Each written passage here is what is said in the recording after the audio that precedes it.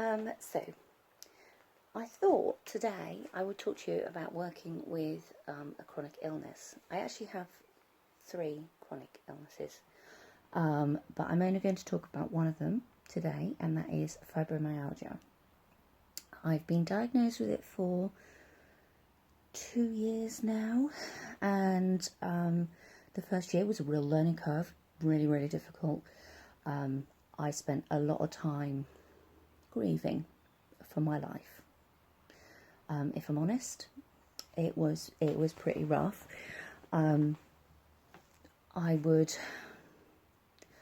was constantly searching for someone to blame for me having this illness, and I think part of me in my head, I still issue various different blames for different things. My last birth was awful and traumatic, and I think there was an element of PTSD with that. That took me quite a long time to get over. Lots of emotional stuff in the past and stuff that I felt could have caused it. A lot of emotional turmoil in my life, particularly the last 6 or 7 years. It has been really tough, and having kids has not helped it at all. So, I was trying to find a reason why I was being punished, and what it was, could I issue any blame on anyone else? I would say that lasted a good year, probably. I saw a counsellor who specialises in getting your life together with a chronic illness, sort of giving you techniques, ideas, ways to approach things.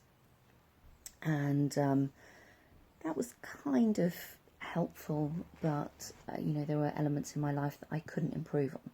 So I had to try and work with what I had, basically. So some tips, some things that I have found that have helped. So if we're talking about my emotional well-being, my emotional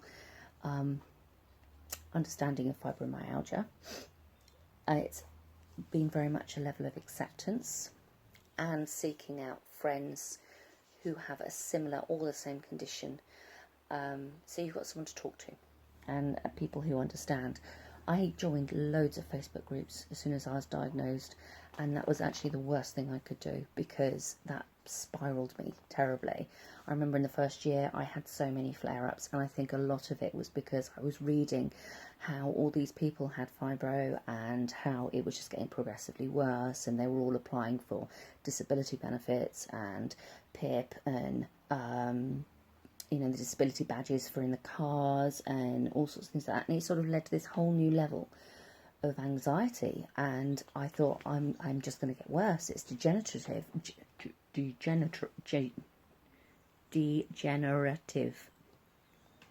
Sorry, it just gets worse and worse, and blah blah blah.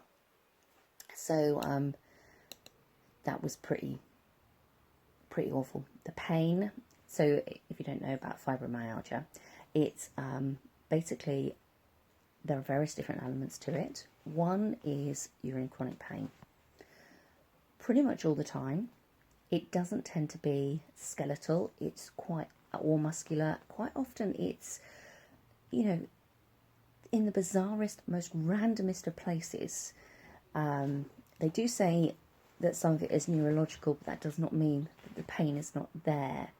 One way that I heard it described was that if a normal person pricks their finger, then they feel, pain level at, say, 1. If somebody with fibromyalgia pricks their finger, they feel a pain level at, 10. Now, it's funny because I find some pain I can totally deal with. I've always had a really high pain threshold, and pain's never really bothered me. But there are some pains which are so debilitating, it's just exhausting. So anyway, pain is the main thing with fibromyalgia. The next thing is chronic fatigue. So I am tired a lot of the time, I have to say. I try not to have too many naps. I try to be very sensible with my sleep if I can, but sometimes there are days where I just have to sleep, and occasionally that helps. You know, I'll wake up feeling refreshed. Not always. It isn't infallible, but it does help. So yeah, so you've got the chronic fatigue, the chronic pain.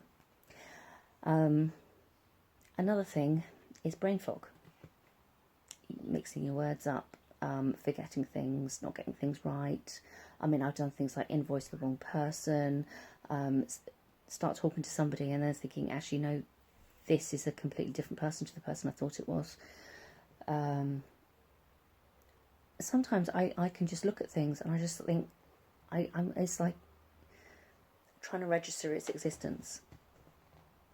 You know, I just can't focus my mind enough to be aware of something that's right in front of me sometimes. And it's a really weird feeling, especially when you can't remember the words. You can't say the words that you ought to say. And, you know, you get really muddled up and then you say the bizarrest things to people. You know, I mean,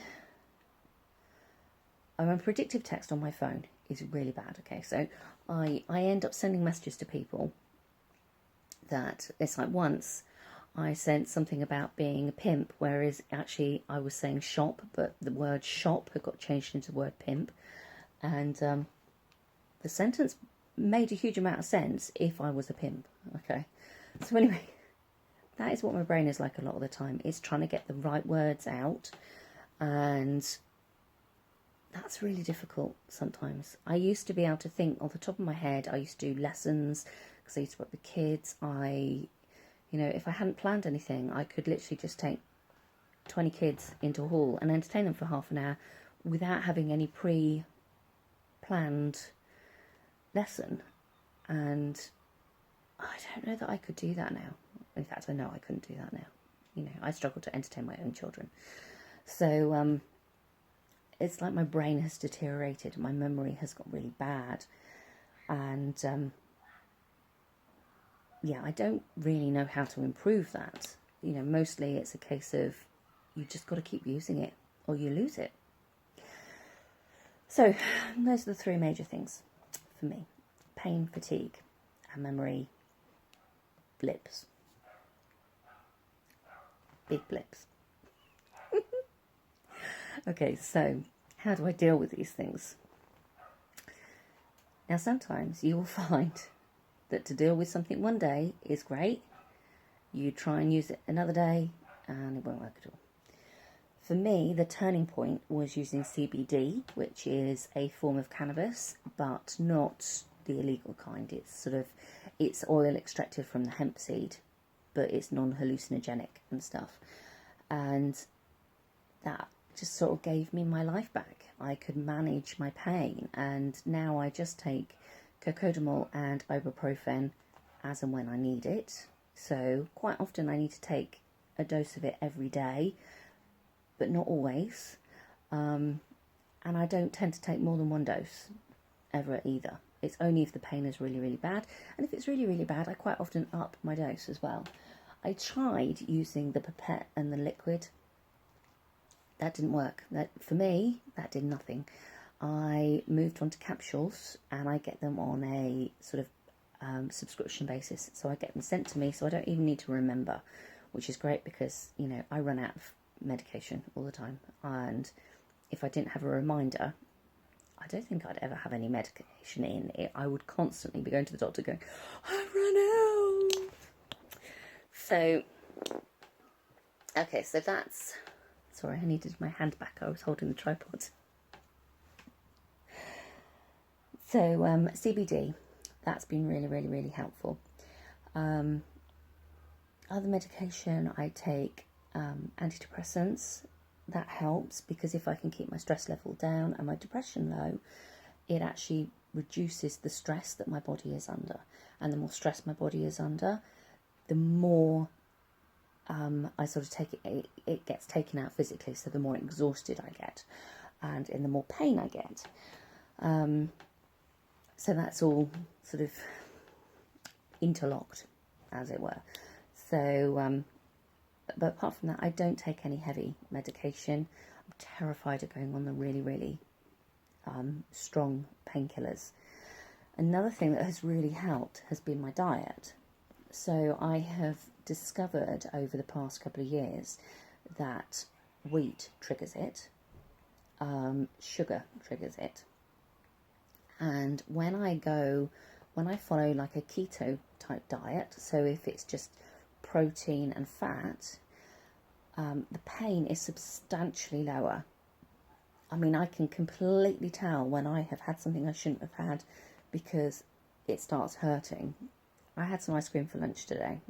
Okay, there's a lot of fat in ice cream, but there is also a lot of sugar in ice cream. I didn't have it for my lunch, I just had it after my lunch.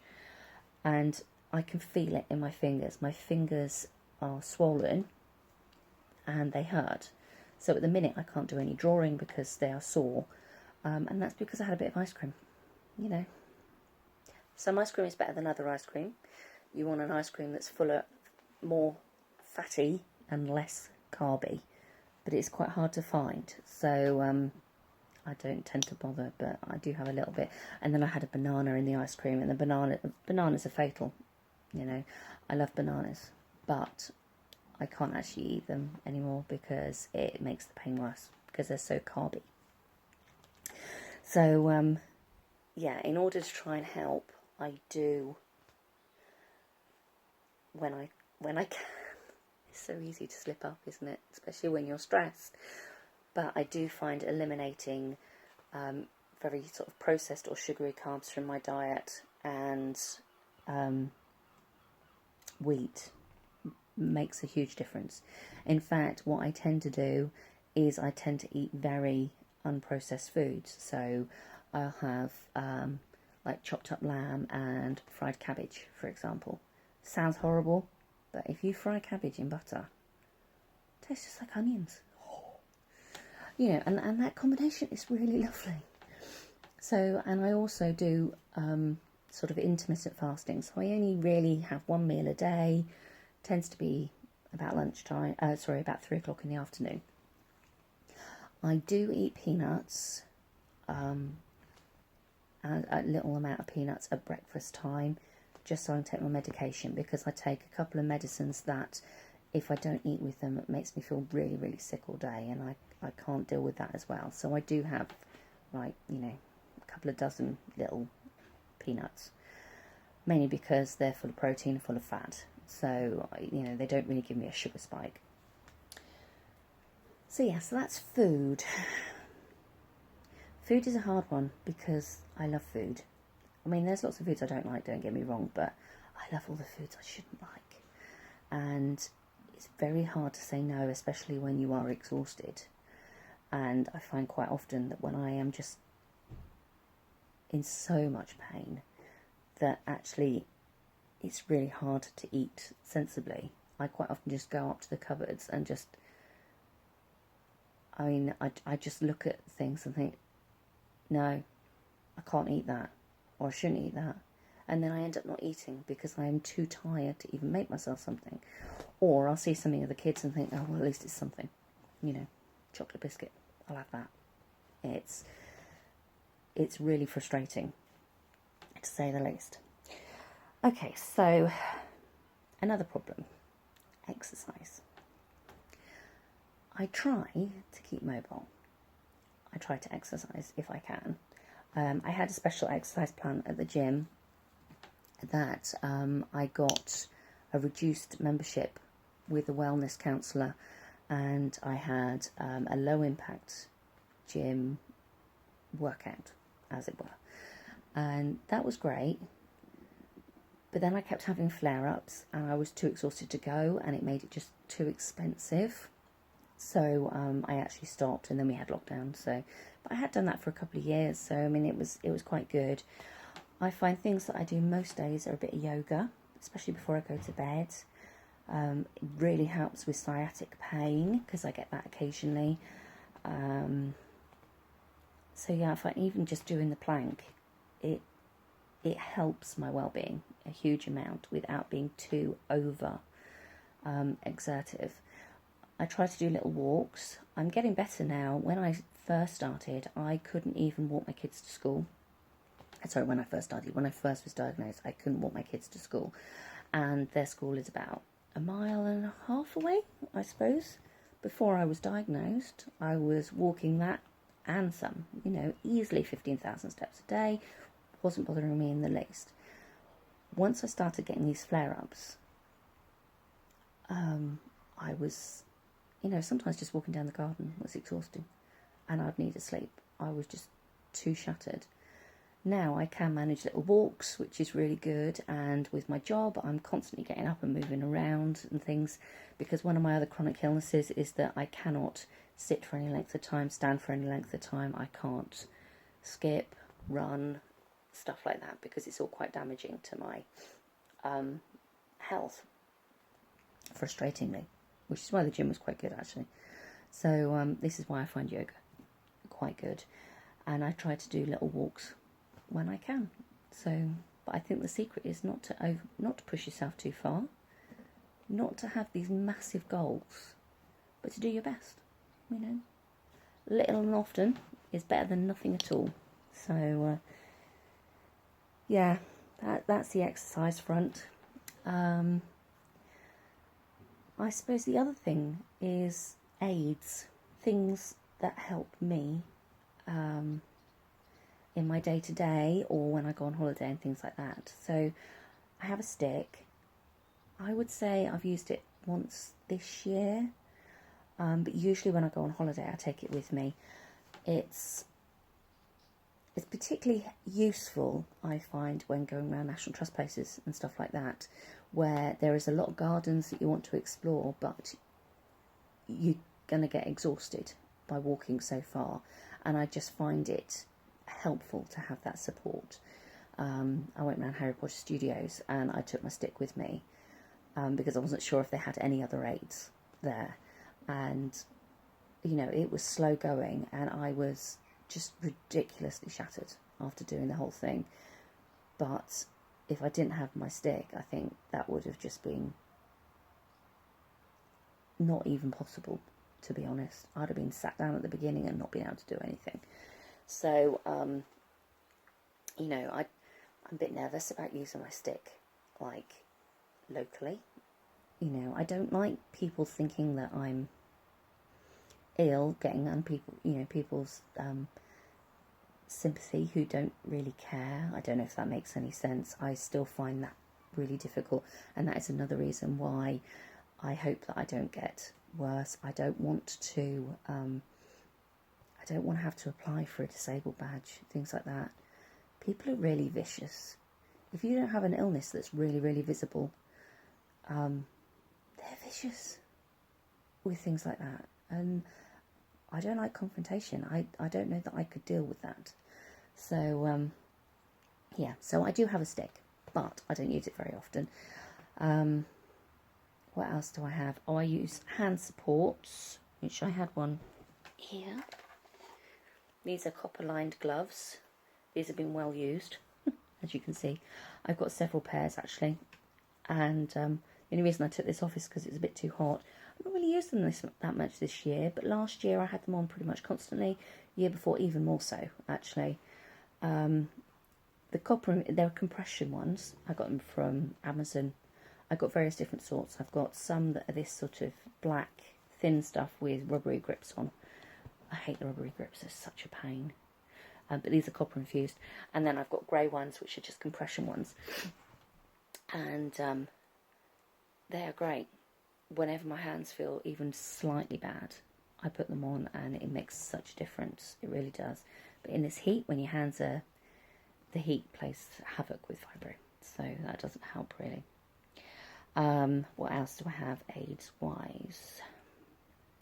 I have earplugs in my bag. I get very sensitive to noise. It's not been so bad in the last year, but particularly in the first year, I found I couldn't cope with noise at all. And so I had one of those little little capsule things that you put tablets in for holidays and stuff like that. And I used to keep ear things in there. And I liked the foam ones, not the wax ones. And I'd cut them in half, so I have half in each ear. Partly because I don't want people to see that I've got them in.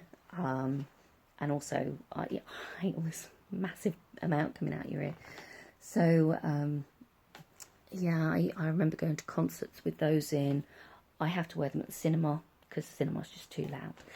But my hearing is sort of improving a little bit. It's only really when I'm in a flare-up that it gets really bad. So I do have those on me, but I don't tend to use them very much anymore.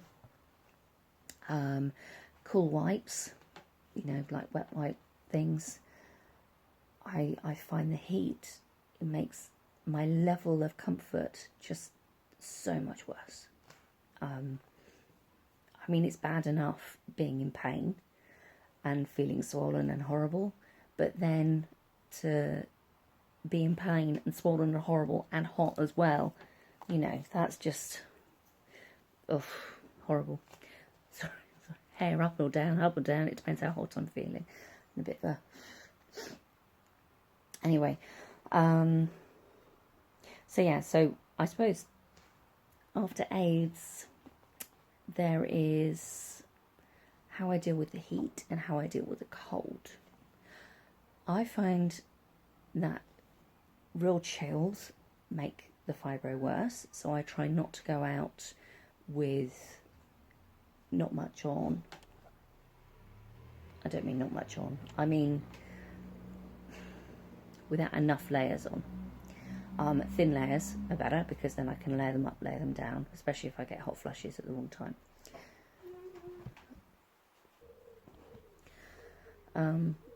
But heat is just as horrible.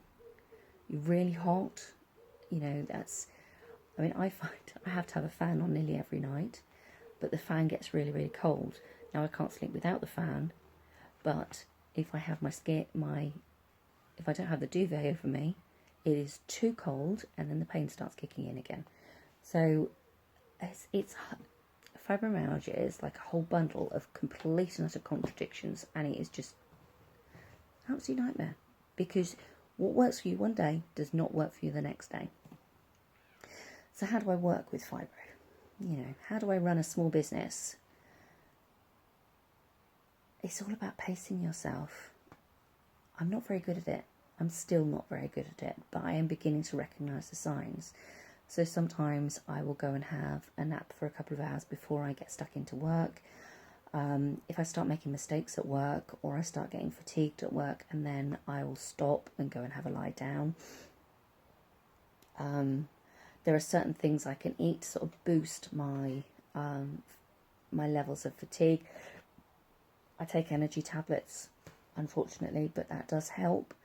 I try to stick off things with aspartame in because aspartame triggers it as well. So, Diet Coke, although it gives you a bit of energy, the aspartame in it also gives me pain. So I weigh up, whether that's good or bad, depending on how I'm feeling at the time. I mainly just drink water, so that's usually pretty good. What else? I have plenty of turmeric tea to hand. Turmeric's really good for pain as well. So, if I'm really bad, that's another thing that I drink, so that helps me get through work quite a lot as well. But it's knowing when to rest, when to just put everything down and go and close your eyes for a bit. Or do something completely different, play a bit of Animal Crossing, watch a YouTube video, something that helps you disconnect from the world. Sometimes that can help, but for me, the thing that really helps when I'm feeling really bad is sleep. And usually I can recoup some of my energy by having some, if I can. So, there are lots of anxieties with having fibro and working with fibro. You don't want to take on too many orders in case you have a flare-up and you can't fulfill them. That level of anxiety is there pretty much all the time. And I've been really busy recently, and it has been really worrying me that I've not been able to complete anything. But I keep pacing myself, and so far, so good. But it does mean I get a bit burnt out, so I need to be a bit more careful. Yes, so I'd love to hear your experiences of fibro. Do you have a small business? Do you work with it every day? Do you look after somebody who has fibro? I mean, that's another thing, the idea of having somebody who has to wash me or take me to the toilet. I mean, it's just,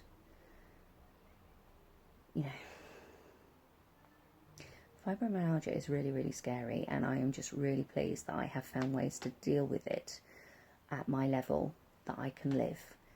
But if it gets worse, I am just terrified of how dependent I will be on other people. So it is not a nice illness at all. Really, really isn't. But I would love to hear your views and how you cope with it. And if you don't have fibromyalgia, let me know your experiences of when you've had burnout and, tips for helping you pace yourself, because that is always a difficult thing. Illness or not, pacing yourself is so hard. So I'd love to hear. Sorry, I've waffled on quite a lot, haven't I? Thank you for listening, if you're still on. I'll see you soon. Bye.